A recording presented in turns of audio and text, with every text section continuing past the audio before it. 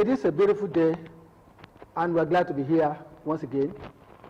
This week, we are looking into the issue of crisis in the educational sector in Nigeria. Of course, you know that from independence, it has always been issue of one crisis to another, and that has not left us in a good state.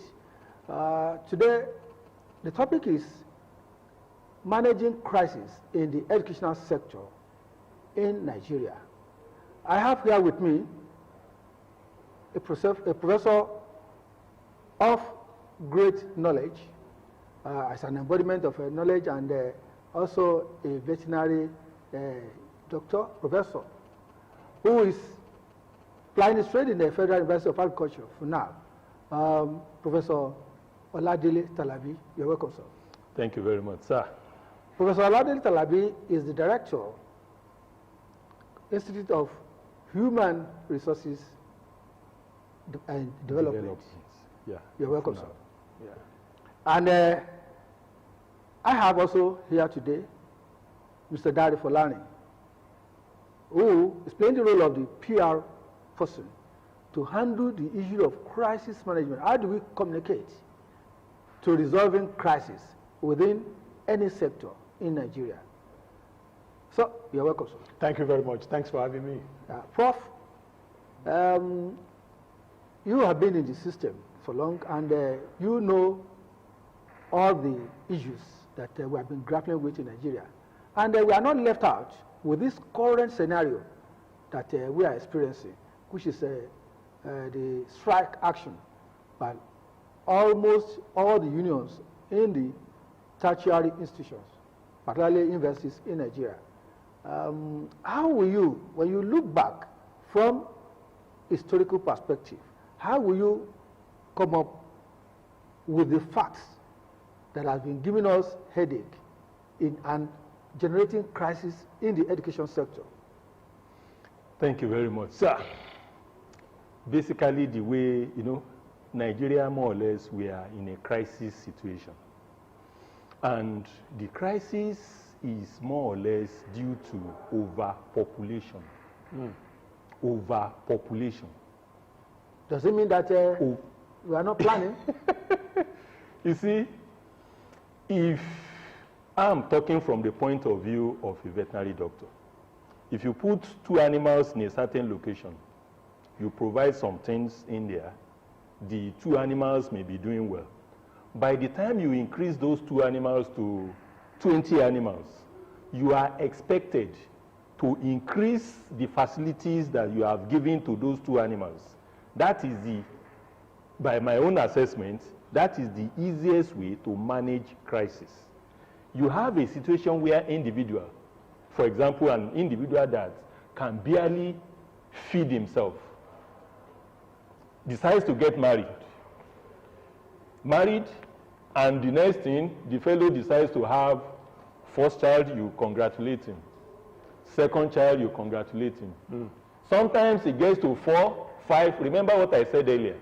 This is a fellow that could barely feed himself, now has 6 or 7 children to manage. And the fellow has no choice than to find a way of maintaining those children in the system. Of course, I move from the question to veterinary medicine. If you now move that kind of answer to the situation we have found ourselves in the educational sector, you have quite a number of out-of-school children who have no opportunity. If you look at the population in primary school, lesser amount in secondary school, it is expected that they go into the tertiary institution and then find one way or the other to be able to survive in the society. But when the population is increasing, we do not have the capacity to accommodate the extra amount of individuals, Nigerians that we are finding ourselves to manage. Indirectly now, when you have overpopulation, there are bound to be some other challenges that will now be like a fallout. But to me, as an individual, all the crisis we are seeing is overpopulation? Well, beyond the population, does that mean that proper planning is not done?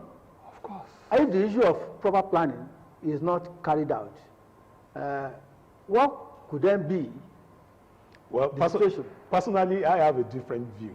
I think we're on earth to solve problems. So crisis is where you have 2 or 3 individuals.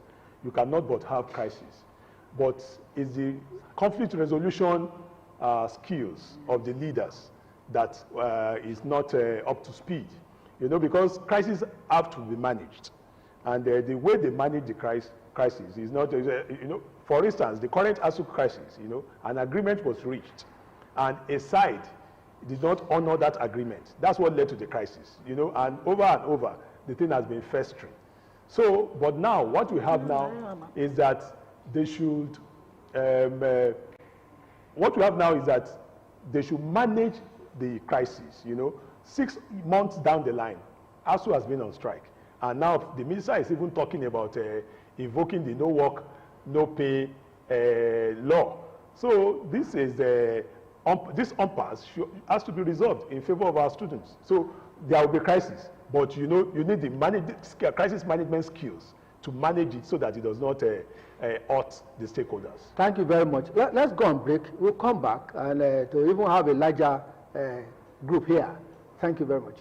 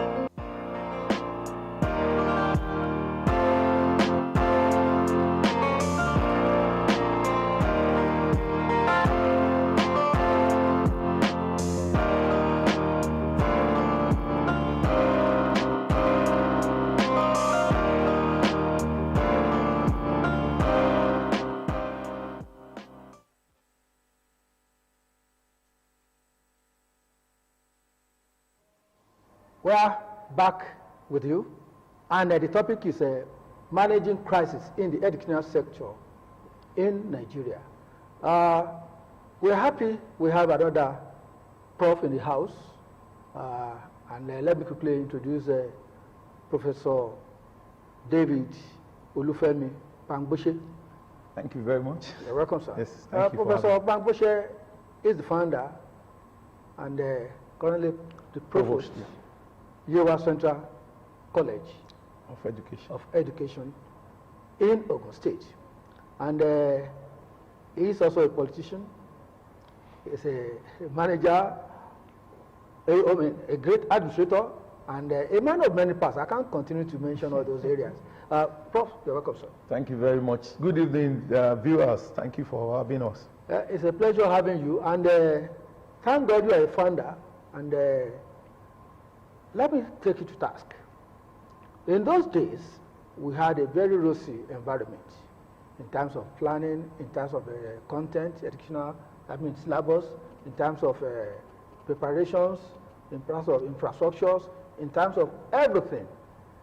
What has gone wrong? Thank you very much. I'm going to take a different view from what I met. Sincerely, from a private sector view, It's all right. I want to tell you that the issue of syllabus, the delivery, the methodology that I have been talking about, we have a system in Nigeria whereby we have a uniform curriculum. The regulatory bodies set the platform and then, review it, periodically, maybe every 5 years. That is an anomaly in a multifaceted federal system like Nigeria. So our educational problems start from the formulation of our curriculum. Okay.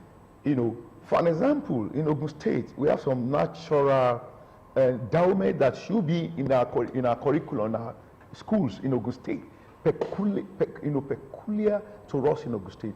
We have culture, we have the direct, fabric, we have, limestone. But there's no institution in Ogun State running fabric technology, running mining technology, as I speak to you. So our curriculum that is unified, has, caused a lot of problem for us in not managing our diversity to direct our educational focus on the need of our immediate environment. Now, you see, I met Prof talking about the fact that we have a large population, which necessarily should be a blessing to us. Should be a blessing. That provides a big market for us. It provides clout to negotiate diplomacy and international politics. Now, countries with bigger population than our own are flying on. They are soaring. China, India, I can go on and on. Okay? So our problem is basically, what do we take our education for? I had the privilege of being on the air yesterday, and I said it clearly that education cannot be, we cannot leave it to the government alone. Yeah. I was coming to that. All right. But let me put you to task once again. Yeah, thank you. We are really revealing that we are not being creative in the management of education in Nigeria. Definitely. Because there is a gap. Talking about the new technology, talking about new resources. The curriculum. Even the curriculum. Okay. You see, when you look at our curriculum historically, University of Ibadan is the premier university in the country. And they were under the tutelage, the affiliation of the University of London. Correct. So the curriculum of University of London was the initial, the fundamental curriculum that was transported to Nigeria through University of Ibadan. And when you look at the consequence, the consequential effect of that, curriculum that came after that to all the universities in the country, tertiary in the country, is tailored towards that colonial curriculum that we had with the University of Ibadan. Okay. Now, if you want to compare the environment in Nigeria to London, to UK, they don't have mineral deposits as we have. They are a bureaucratical, country, or country, so to say. And that's why most of the time, when you see people coming out of our institution in Nigeria, they are not thinking about how do we create something new. They are thinking of getting a government job so that they can continue the bureaucratical, system that we inherited, even educationally, from our colonial master. Thank you very much. Prof. Talabi. Yes, sir. Well, something has been revealed that is lacking here, which is creativity and entrepreneurship. Yeah. How are you coping? Well, at the Federal University of Agriculture, ABEOKUTA, of course, we are a federal university. We are, on our own part, we are trying our best to make sure that as many as possible out of school, secondary school leavers, once they have 5 credits, if they are science students, maths, English, physics, chemistry, biology, if they are social science students, maths, English, economics, and 2 other social science subject, we can admit them for a course, into a course, entrepreneurial studies. We have it in FUNAAB. On our part, we are trying to do our best to attract as many students into the university. Of course, when you were introducing me earlier, you talked about the Institute for Human Resources Development at FUNAAB. It's like we try our best to attract good students into the university through us. And to us, it's like we are trying to reduce the population of out-of-university students who are unable to gain admission into the university. One way or the other, we created opportunities for them to come into the university that way. Another way that we have done, you recall that we are a specialized University of Agriculture. In this time, like I was talking about overpopulation the other time, whether we like it as a nation, first, we have to talk about food security. If somebody is well fed, I could recall when we were far younger, many years ago, we take fresh milk, we take all kinds of animal protein. You cannot compare an individual that takes lots of animal protein with an individual that took no protein at all. The reasoning, the mental capability of that candidate, of that student, to be able to assimilate is different. Nutrition has a lot of role to play, but that's a topic for another day. So on our own part, yes, we are in University of Agriculture. We are trying our best under our current Vice Chancellor, Professor Felix Kolaole Salako. He has, in the last 4 to 5 years, he has performed excellently beyond our own imagination, because he came in at a time we had crisis in FUNAAB, and he was able to stabilize the system. He was able to encourage our colleagues to come back to understand that in the university, yes, we are federal university, as my colleague rightly said, federal government alone, state government alone cannot manage the education sector because of our population. Private sector should be involved, entrepreneurial studies should be involved. You don't necessarily have to go to the 4 corners of the university to be able to make a living in Nigeria. Thank you very much. Prof, Yes. Another area has been revealed, which has to do with the fact that most government institutions are similarly handicapped. Well, with the assistance of the private institutions in Nigeria, why are they not taking or bridging this gap with creativity, with new areas of studies, with new research areas, and then also because you have the opportunity of leveraging management of the institution of education with your stakeholders. How are you coping? I have said it, that the fundamental problem starts with the planning, the curriculum of institution. Even in the private sector, we are bound by regulation to use the same curriculum that have been used in the public, in the public-owned institution, the federal and the state. And this is not helping us. For an example, let's look at a federal university, a specialized university like University of Agriculture. If we are able to track the alumni record of that institution, you will find out that you will find very low percentage of graduates of that institution going into practical, farming. Going to practical farming, because there is a whole lot of, yes, the content is there. The coordinate training and teaching is there. But what about the things that stimulate entrepreneurship, stimulate creativity, stimulate interest in going into why we sit down there, we see a lot of them coming in, they want to go into teaching.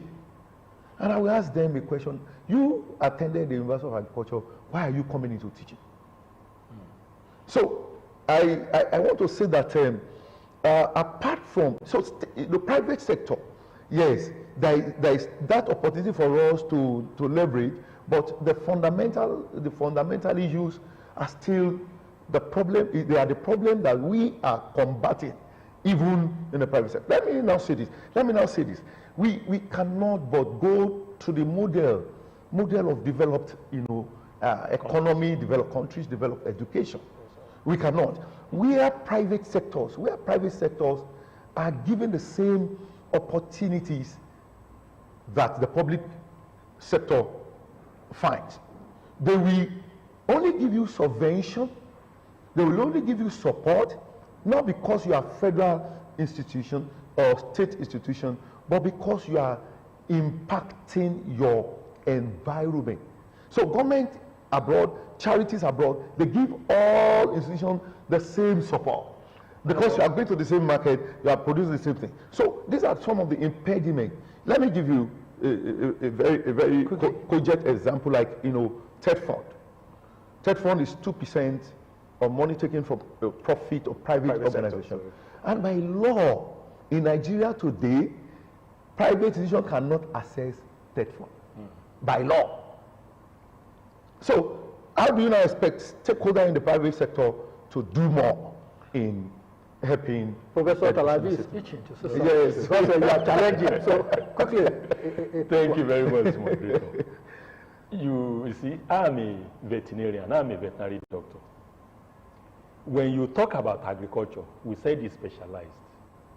You cannot see a veterinary medicine graduate going into anywhere in Nigeria saying, I'm looking for a job, I want to teach. It depends on the area of agriculture that the fellows specialize in. Veterinarians are in need, we are in high demand currently in Nigeria. And like I said earlier, this crisis that you are talking about is multifaceted. If you want to start a farm, for example, you are talking about China, you are talking about Europe. If you go there to say you want to start a farm, you will not think about fencing. In Nigeria, the first thing you think about is, how do I fence my farm? And if you look at the cost of fencing alone, perimeter fencing, the initial capital that you are going to use to fence your farm, sometimes by the time you use 10 coaches, the fellow that will jump over the fence will be smiling at you to say, it's until you reach 13th or 28th coach, round the whole farm. Those are the peculiar challenges we have in Nigeria. That you may want to go into farming. You go into farming. The same human beings, the same Nigerians who are greeting you, Eku, let that maize, let it be ripe. They are the ones that will come and harvest it behind you. And if you catch them, can I speak vernacular? Okay. You understand? What will you do under a situation?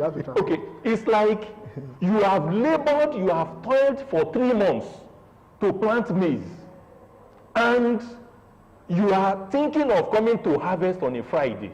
Lo and behold, somebody who has been greeting you, well done, sir, good morning, sir, is the same individual that will come on a Wednesday to come and harvest your maize. And if you catch the fellow, sorry, sir, the man will prostrate and bring like 6, 7 children, malnourished, looking for food. Those challenges, we'll talk about them in our next edition. That's for Larry. Let me just ask you, do you see any communication crisis? Yes, there's a lot of communication crisis. And our stakeholders in the education sector, education is a constitutional right. They should build consensus. This brinkmanship is not healthy for the country. We expect them to build consensus so that they can agree, because what are the issues? They should try and, in the interest of the children, in the interest of parents, the students and everybody, let's build consensus. Let's move forward. Let's build consensus. Let's move forward. Let's be creative. Let's approach things newly. Let's do things in a way that will be mutually beneficial to all the stakeholders in Nigeria. And until we do that, we cannot be seen to be doing our best to engendering peace, growth, and development in our nation. It is on that note that I would like to appreciate Professor OLADELE TALABI for being here. I hope next week you are still going to be with us. Certainly. So, nice Professor David OLUFEMI BAMGBOSE, founder. Thank you for being with us this week. Thank you very much for having me. We've not had enough from you, so next week we are going to explore more areas. By the grace of God. To solving this crisis. By the grace of God. So, Dr. Polani. Thank you. Thanks a lot. You come to expert. Thank you so much. Viewers, it's been wonderful having you. Until next week, when we continue this topic, bye.